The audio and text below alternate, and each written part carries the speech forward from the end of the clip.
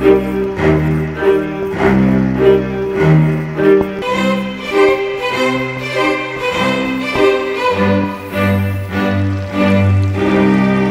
what's at stake?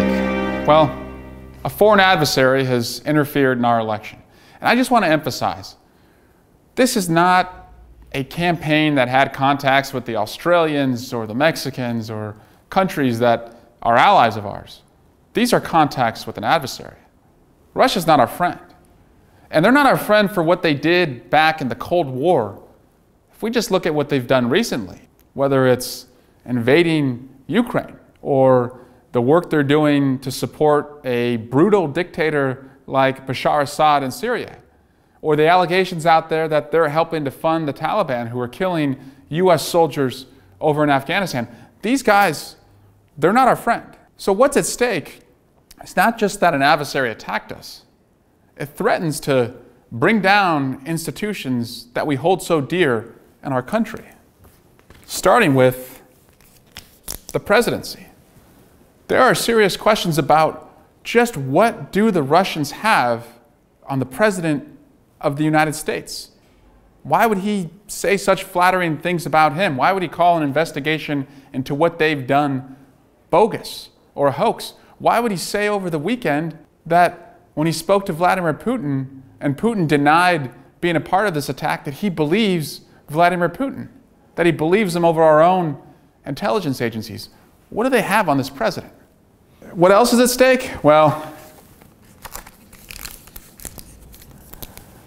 the judicial branch and our rule of law. You see, the president, in the course of this investigation, has fired the guy who was leading the investigation, James Comey, and he does everything possible to try and undermine Special Counsel Bob Mueller's investigation, also calling that a hoax.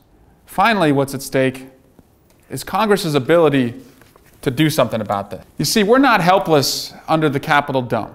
Our country's been attacked in various ways before. And after different attacks brought on this country, we have always seen Republicans and Democrats come together. We've launched investigations to understand how we were so vulnerable, identify who's responsible, and find out what we can do to put reforms in place in the Capitol to make sure that they never happen again. But this attack has caused and seen something different. You've seen Republicans in Congress completely unwilling to do anything to prevent this from happening again. In spite of that, House Democrats on the Intelligence Committee doggedly are pursuing the facts and bringing to light so many of these contacts.